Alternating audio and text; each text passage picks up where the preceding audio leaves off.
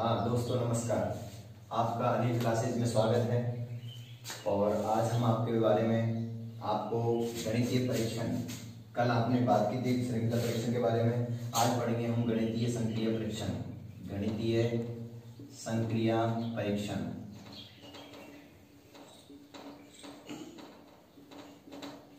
गणितीय संक्रिया परीक्षण यानी हम आपको आज बताएंगे बोर्डमास के नियम के बारे में। बोर्डमास का नियम क्या होता है? बोर्डमास का नियम ये होता है जिससे आपको ये पता चल सके कि हम पहले जोड़ करेंगे या गुणा करेंगे या भाग करेंगे या का करेंगे। तो सबसे पहले अपन को गणितीय संक्रिया परीक्षण के लिए आपको नियम का होना बहुत ही अति आवश्यक है। वो नियम है आपका, ये है आपका बोर्ड। तो बोर्ड की अंग्रेजी होगी BODMAS, यानी ये बोर्ड है और इसमें आप मुक्का मारोगे तो इसका क्या निकलेगा? मास। तो ये रेखाबंधनी और बोर्ड मास। तो सबसे पहले जो ये है इसको कहते हैं रेखाबंधनी। क्या कहते हैं इसको? रेखाबंधनी। तो रेखाबंधनी यानी सवाल में आपको जब इस प्रकार की रेखा मिलेगी, इसको सूर्य रेखा भी बोलते हैं, तो ये अगर मिलती है तो सबसे पहले अपन को रेखाबंधनी हल करनी है। उसके बाद में मिलेगा आपको ब्रैकेट। तो ब्रैकेट को हिंदी बोलेंगे कोष्टक। तो कोष्टक मिलेगा। कोष्टक आपको तीन प्रकार के मिलेंगे। एक तो ये मिलेगा, एक ये बोलेंगे छोटा कोष्टक, इसको बोलेंगे मझला कोष्टक और इसको बोलेंगे बड़ा कोष्टक। उसके बाद में आपको मिलेगा ऑफ। ऑफ का मतलब होता है का। हिंदी में लिखा हुआ क्या का मिलेगा? जैसे 3 का 4 उदाहरण मिलेगा, जैसे 3 का 4 तो उत्तर आपका क्या होगा? 3 चौको 12। जैसे मिलेगा 6 का 3 तो 6 तिया 18, यानी का मतलब एक तरह से गुणा ही होता है।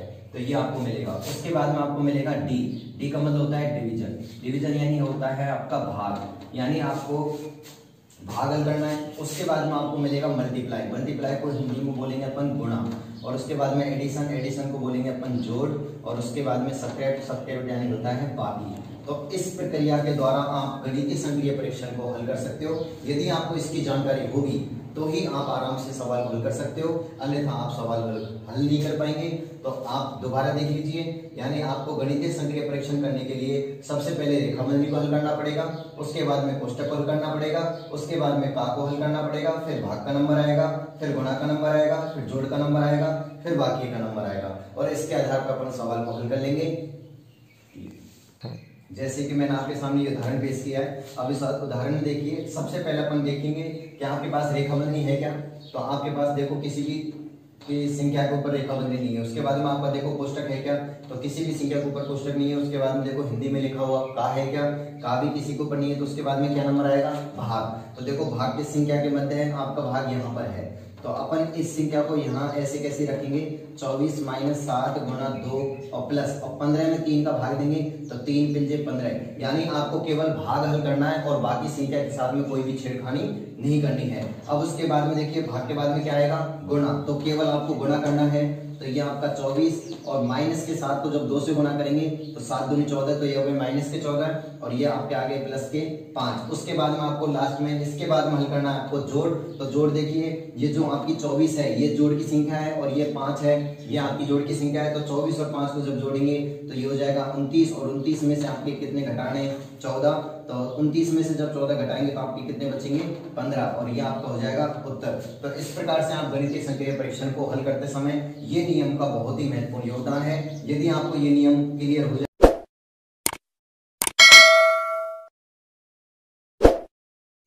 हाँ देखिए, जैसे आपको इस प्रकार से सवाल मिलेगा, यदि प्लस का अर्थ गुणा है, माइनस का अर्थ प्लस है, गुणा का अर्थ भाग है तथा भाग का अर्थ माइनस है, तो 24 भाग 7 प्लस 2 माइनस 15 गुणा 3 का मान ज्ञात कीजिए।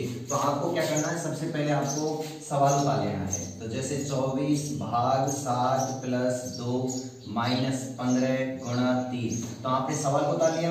अब सवाल में आपको क्या करना है? जो मान जैसे परिवर्तन कर रखा है उसके आधार पर आपको मान परिवर्तन करना है। जैसे प्लस है तो जहां भी, अब इस सवाल में जहां भी प्लस आएगा, प्लस की जगह क्या आएगा? गुणा आएगा।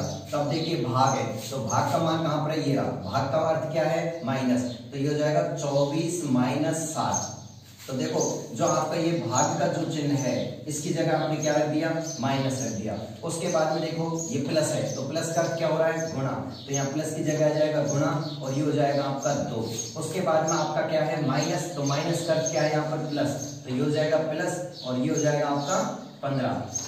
उसके बाद में गुणा है तो गुणा का अर्थ क्या है आपका भाग है, तो ये भाग, उसके बाद में आपका क्या जाएगा 3। तो हमने क्या किया है, केवल पहली लाइन से जब दूसरी लाइन बनाई है तो उसमें केवल जो चिन्ह है चिन्ह के परिवर्तन किए जैसा सवाल ने बोल रखा है। तो सवाल के हिसाब से अपन ने क्या किए, चिन्ह को परिवर्तन किया। अब इसमें आपको बोर्ड मास का नियम लगाना है। तो बोर्ड मास का नियम क्या कहता है, सबसे पहले रेखाबंदी देखनी है। अब रेखाबंदी इसमें है नहीं, उसके बाद में आपको ब्रैकेट देखना है, ब्रैकेट के बाद में आपको हिंदी का देखना है, का के बाद में आपको क्या करना है, भाग। तो सबसे पहले भाग की तरफ जाएंगे तो 24 - 7 गुणा 2 प्लस, अब भाग हल करना है, केवल आपको ये हल करना है। तो 3 का भाग 15 में नहीं है तो कितना आएगा आपका 5, ये 5 दिया 15। तो उसके बाद में आपको देखना है माइनस, गुणा और प्लस। अब इन तीनों में से किसको हल करेंगे, अपन गुणा को हल करेंगे।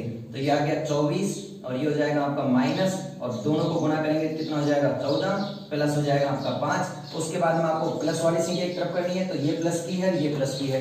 तो 24 और 5 कितने हो गए 29, और 29 में 7 14 घटाओगे कितना हो जाएगा आपका 15। तो इस प्रकार से आपका उत्तर आ जाएगा।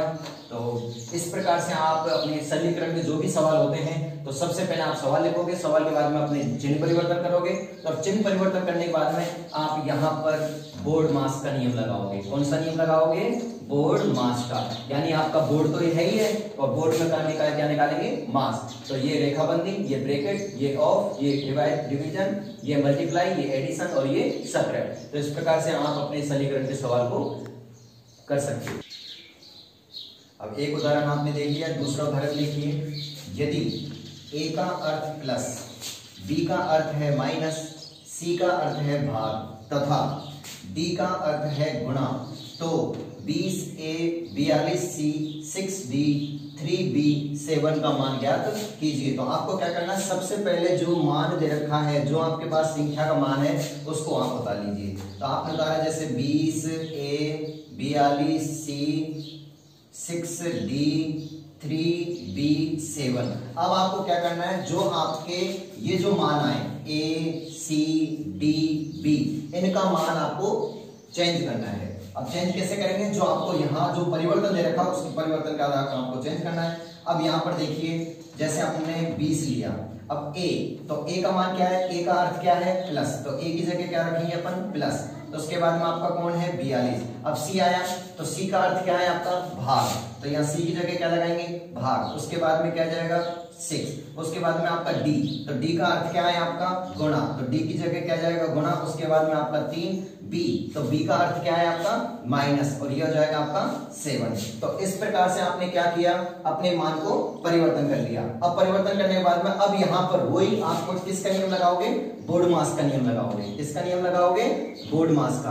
अब बोर्ड मास में देखो, सबसे पहले रेखाबंदी इसमें है नहीं है, पहले रेखाबंदी लगाएंगे तो रेखाबंदी इसमें है नहीं है, ब्रैकेट इसमें है नहीं है, ऑफ यानी का है इसमें है नहीं है, तो डी डिवाइड जैसा है क्या, देखो डिवाइड कहाँ है यहाँ, तो डिवाइड हम करेंगे तो केवल आपको डिवाइड की संख्या देखनी है। तो ये हो जाएगा 20 प्लस, अब 42 में जब 6 का भाग दोगे तो कितना आएगा आपका 7। उसके बाद में गुणा 3 माइनस 7, केवल आपने डिवाइड को हल किया है, इसके अलावा किसी चीज को आपने हल नहीं किया है। अब उसके बाद में प्लस गुणा और बाकी, तो देखो डिवाइड के बाद में क्या आएगा मल्टीप्लाई, तो आपको केवल मल्टीप्लाई करना है। तो 20 प्लस 7 या 21 और माइनस 7। उसके बाद में आप देखो ये संख्या किसकी है प्लस की, ये संख्या किसकी है प्लस की, तो प्लस वाली दोनों संख्या को जोड़ेंगे कितना हो जाएगा 41, और ये आ जाएगा माइनस 7, और 41 में 7 घटाओगे कितना आएगा आपका 34। तो इस प्रकार से आपको ये उत्तर आ जाएगा।